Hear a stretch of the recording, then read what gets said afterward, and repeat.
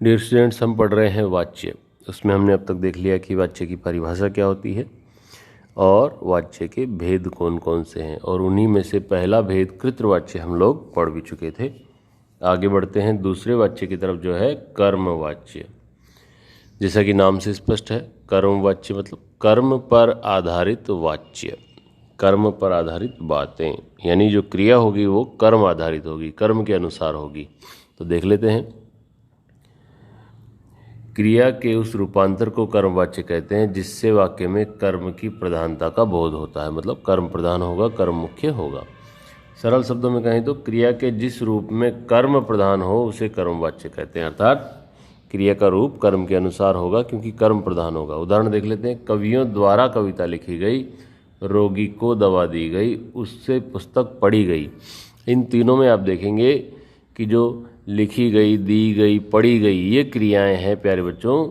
लिखी गई, दी गई, पढ़ी गई, ये सभी क्रियाएं, कविताएं, दवा और पुस्तक, ये तीनों कर्म के अनुसार दी गई हैं, बल्कि जबकि कर्ता के अनुसार नहीं दी गई। जैसे कवियों द्वारा कविताएं लिखी गई, तो कवियों जो है यहाँ पर पुल्लिंग शब्द है, और कविताएं लिखी गई में क्रिया देखिए आप स्त्रीलिंग दी गई है क्योंकि वो कर्म के अनुसार है, क्योंकि यहाँ पर कर्मवाच्य है। ऐसे ही रोगी को दवा दी गई, रोगी पुल्लिंग होता है लेकिन दवा स्त्रीलिंग, और क्रिया स्त्रीलिंग रूप में है, अर्थात वो भी कर्म के अनुसार है, और इस आधार पर हम कह सकते हैं कि यहाँ पर कर्मवाच्य होगा। इसी प्रकार से तीसरे वाक्य में भी दिया गया है।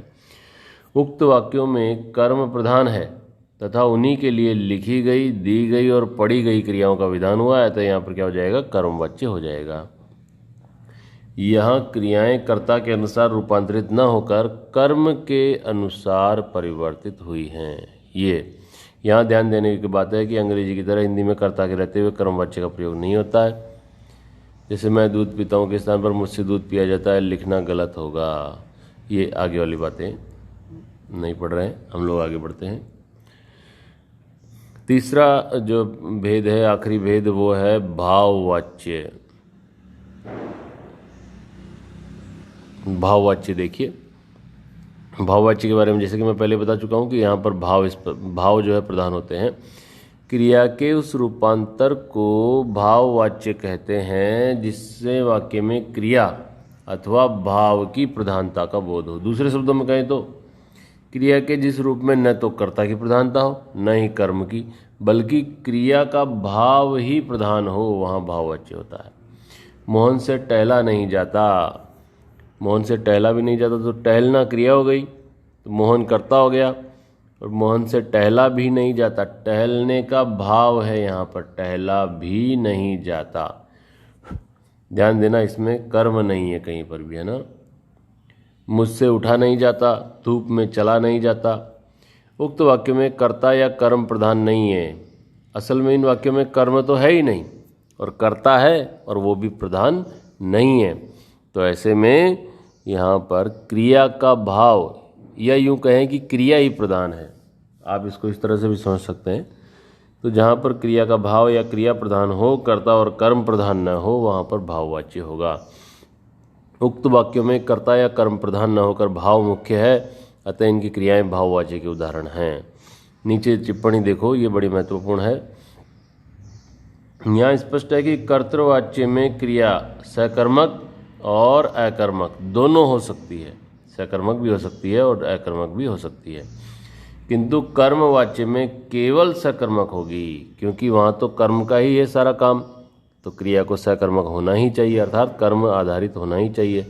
और भाववाच्य जो होता है उसमें अकर्मक होती है, भाववाच्य में कर्म नहीं आता है, ये ध्यान में देने की बात है। तो यहाँ भी हमने देखा इन तीनों उदाहरणों में कर्म नहीं है। मोहन से टहला नहीं जाता में कोई कर्म नहीं है, मुझसे उठा नहीं जाता में भी कोई कर्म नहीं है, और धूप में चला नहीं जाता, इसमें भी कोई कर्म नहीं है। आगे बढ़ते हैं हम लोग। तो भाववाच्य जब करें तो याद रखिएगा कि उसमें कोई कर्म नहीं होता है। भाववाच्य और कर्मवाच्य में आपको यही अंतर देखना है, वरना आप दोनों में उलझ जाएंगे कि कौन सा क्या है। अब आगे है वाच्य परिवर्तन। ये महत्वपूर्ण है क्योंकि परीक्षा में प्रश्न जो है वो वाच्य परिवर्तन से भी पूछे जाते हैं। किसी एक वाच्य का वाक्य दे दिया जाता है और कहा जाता है कि इसको उस वाच्य में बदलिए। जैसे कि हमने सबसे पहला उदाहरण देखा कर्तवाच्य से कर्मवाच्य में। कर्तवाच्य से कर्मवाच्य में रूपांतरण के लिए हमें निम्नलिखित कार्य करने चाहिए। सबसे पहले तो क्या करना पड़ेगा, कर्ता कारक में करण कारक के चिन्ह से और के द्वारा का प्रयोग करना है। कर्ता के साथ में क्या करना पड़ेगा, से या के द्वारा का प्रयोग करना पड़ेगा कर्ता के साथ। जैसे मोहन खाना खाता है तो उसकी जगह लिख देंगे मोहन के द्वारा खाना खाया जाता है, मोहन से खाना खाया जाता है, ऐसा लिख देंगे। फिर उसके बाद में कर्म को चिन्ह रहित करेंगे, अर्थात कर्म का जो कारक चिन्ह होता है उस चिन्ह को हम लोग हटा देंगे। यदि है तो वाक्य में कई बार कर्म का चिन्ह होता है और कई बार नहीं होता है। यदि है वहाँ पर वाक्य में कर्म का चिन्ह दिया हुआ है तो उसको हम लोग हटा देंगे। क्रिया को कर्म के लिंग वचन पुरुष के अनुसार रखना चाहिए। जो क्रिया है उसको किसके अनुसार रख देंगे, अभी तो कर्ता के अनुसार है क्योंकि कर्तवाच्य का वाक्य होगा, अब उसको हम कर्मवाच्य में बदलेंगे। तो जो क्रिया है उसको कर्म के लिंग वचन पुरुष के अनुसार, कर्म का जो लिंग वचन और पुरुष होगा क्रिया का भी वही लिंग वचन और पुरुष बना देंगे। तो इस प्रकार से क्या हो जाएगा, कर्म प्रधान बनाना है। तो ये तीन चीज़ें हम लोग करेंगे तो कर्तवाच्य का वाक्य कर्मवाच्य में बदल जाएगा। उदाहरण देख लेते हैं। ये देखिए उदाहरण, ये कर्तवाच्य के उदाहरण है जिनको कर्मवाच्य में बदला गया है। जैसे कि सचिन मैच खेलने चेन्नई जाएंगे, ये बहुवचन का नहीं है, ये आधा सूचक शब्द है इसलिए इसको बहुवचन की तरह लिखा गया है। सचिन के द्वारा, देखा मैंने कहा था के द्वारा जोड़ देंगे, सचिन के द्वारा मैच खेलने चेन्नई जाया जाएगा, ये हो गया।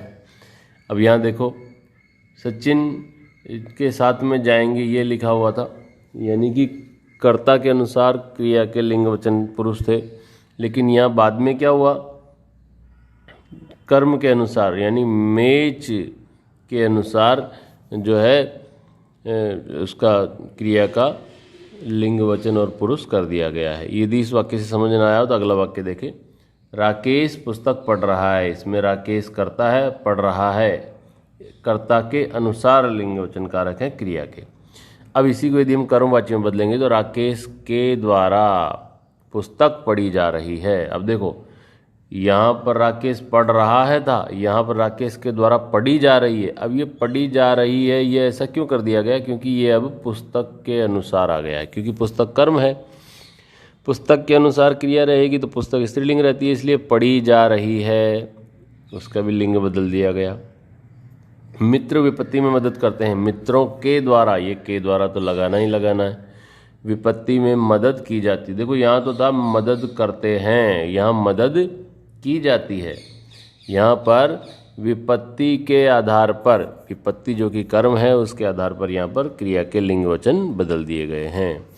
महेश पत्र लिखता है, महेश के द्वारा पत्र लिखा जाता है। फैक्ट्री बंद कर दी, फैक्ट्री बंद करा दी गई। इस प्रकार से ये सारे उदाहरण आप लोग समझ पा रहे होंगे जो कि कर्तवाच्य से कर्मवाच्य में रूपांतरित कर दिए गए हैं, जिसमें सब में के द्वारा लगा दिया गया है और क्रिया के लिंग वचन पुरुष आदि को कर्म के अनुसार बदल दिया गया है। आगे बढ़ते हैं। कर्मवाच्य से कर्तवाच्य। अब कर्मवाच्य ऊपर वाले में तो हमने कर्तवाच्य से कर्म में बदला था, अब हम लोग कर्म से कर्तृ में बदलेंगे। कर्मवाच्य से कर्तवाच्य में परिवर्तन के लिए निम्न बातों को ध्यान देना है। सबसे पहली बात तो क्या है भाई, कर्ता के जो चिन्ह है, कर्ता का कारक चिन्ह होता है ने, कई बार किसी वाक्य में नहीं लगाया जाता, किसी वाक्य में लगाया भी जाता है। तो कर्ता का जो कर्म कारक चिन्ह होता है उसको आवश्यकता अनुसार लगाना चाहिए। कब, जब हम कर्मवाच्य से कर्तवाच्य में जा रहे होंगे। दूसरा क्या है, यदि वाक्य की क्रिया वर्तमान एवं भविष्य की है तो कर्ता अनुसार क्रिया की रूप रचना रखनी चाहिए। जब हम कर्मवाच्य से कर्तवाच्य में जा रहे होंगे तब क्या करेंगे, वाक्य की जो क्रिया है यदि वो वर्तमान या भविष्य की है, क्रिया का काल वर्तमान या भविष्य काल है, तो कर्ता के अनुसार क्रिया की रूप रचना रखेंगे। कर्ता का जो रूप होगा वही क्रिया का रूप रखा जाएगा। कब, जब वाक्य की क्रिया वर्तमान या भविष्य वाली है। तो यदि वाक्य की क्रिया भूतकाल की है, आगे दिया हुआ है देखो, भूतकाल की सकर्मक क्रिया रहने पर कर्म के लिंग वचन के अनुसार क्रिया को रखना चाहिए। यदि वाक्य की क्रिया वर्तमान और भविष्य की है तब तो उसका लिंग वचन आदि कर्ता के अनुसार होगा, लेकिन यदि वाक्य में क्रिया भूतकाल की है तो फिर उसके लिंग वचन आदि कर्म के अनुसार होंगे। ये ध्यान में रखने वाली बात है। आगे बढ़ते हैं हम लोग। तीसरा और अगला जो भेद होगा वो है नीचे कुछ उदाहरण दिए गए जिनमें कर्तृवाच्य से कर्मवाच्य में बदलने की बात कही गई है। गोपाल पत्र लिखता है, गोपाल से पत्र लिखा जाता है। मैं अखबार नहीं पढ़ सकता, मुझसे अखबार पढ़ा नहीं जाता। लड़कियां गीत गा रही है, लड़कियों द्वारा गीत गाए जा रहे हैं। मैं ये वजन उठा नहीं पाऊंगा, मुझसे ये वजन नहीं उठाया जाएगा। मैं ये दृश्य नहीं देख सकता, मुझसे ये दृश्य नहीं देखा जाएगा। इसमें ये जो इधर वाले जो वाक्य हैं प्यारे बच्चों, ये कर्तृवाच्य के हैं, और ये जो इधर वाले जो वाक्य हैं ये कर्मवाच्य के हैं। तो आप देख सकते हैं दोनों में कहाँ अंतर आया और किस किस चीज़ में उन्होंने बदलाव किया है। नियम मैंने अभी इससे पहले वाली स्लाइड में बता ही दिए थे, तो आप उनका ध्यान रखते हुए इनको समझेंगे। कोई समस्या हो तो आप पूछ सकते हैं। आगे बढ़ेंगे। कर्मवाच्य से भाववाच्य में बदलना। ये देखो, कर्तृवाच्य से भाववाच्य में परिवर्तन करना। इसके लिए जो नियम है वो देख लेते हैं। सबसे पहला क्या है, कर्ता के साथ से या के द्वारा का चिन्ह लगाकर उसे गौण किया जाएगा। सबसे पहले तो कर्ता के साथ में से या के द्वारा लगा देंगे। कर्मवाच्य में बदलते हैं तब भी ऐसा ही करते हैं, ध्यान देना।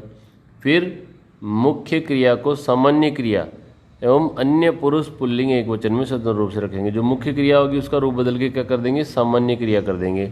और साथ ही साथ में उसका जो पुरुष है वो अन्य पुरुष रखेंगे, उसका लिंग जो है वो पुल्लिंग रखेंगे, और उसका वचन जो है वो एक वचन रखेंगे। हमेशा हर वाक्य में यही रहेगा, ध्यान रखना। जब भी हम भाववाच्य में बदलेंगे तब, दोबारा समझो, मुख्य क्रिया को सामान्य क्रिया बना देंगे, उसका पुरुष अन्य पुरुष रखेंगे, उसका लिंग पुल्लिंग रखेंगे, और उसका वचन एक वचन रखेंगे। ये सब बातें किसके बारे में हो रही है, क्रिया के बारे में। कब, जब हम भाववाच्य वाला वाक्य बनाएंगे। और आखिरी तीसरा क्या है, भाववाच्य में प्रायः अकर्मक क्रियाओं का ही प्रयोग होता है। यहाँ पर जो क्रिया होगी वो अकर्मक होगी, ये ध्यान देना। पहली बात तो ये है कि आपको वाक्य में कर्म मिलेगा ही नहीं। यदि मिले भी और आप उसको भाववाच्य में बदलने वाले हों तो उसमें से कर्म को हटा दें। आगे बढ़ते हैं, उदाहरण देख लेते हैं इसके। नीचे कुछ उदाहरण दिए जा रहे हैं जिसमें कर्तृवाच्य से भाववाच्य में बदलने का कार्य है। देखिए, गर्मियों में लोग खूब नहाते हैं, ये कर्तृवाच्य का साधारण सा वाक्य है। इसमें गर्मियों में लोगों से, ये देखो से या के द्वारा लगाने की बात थी, लगा दिया। खूब नहाया जाता है, ये नहाया जाता है, जो नहाते हैं जो कि मुख्य क्रिया थी, इसको नहाया जाता है सामान्य क्रिया में बदल करके अन्य पुरुष पुल्लिंग एक वचन में बदल दिया गया है। पक्षी रात में सोते हैं, पक्षियों से रात में सोया जाता है। वह तख्त पर सोता है, उससे तख्त पर सोया जाता है। सलोनी नहीं हंसती, सलोनी से हंसा नहीं जाता है। बच्चे शांत नहीं रह सकते, बच्चों से शांत नहीं रहा जाता है। तो इस प्रकार से आपने देखा, ये इधर वाले सारे वाक्य जो थे कर्तृवाच्य के थे, उनको इधर लाते ही सबको क्या कर दिया गया है, भाववाच्य में बदल दिया गया है। इसमें या तो से लगा दिया या फिर के द्वारा लगाया जाता है और उसको बदल दिया जाता है। आगे बढ़ेंगे हम लोग। भाई ये थे आपके वाच्य। आपने वीडियो को देखा उसके लिए थैंक यू।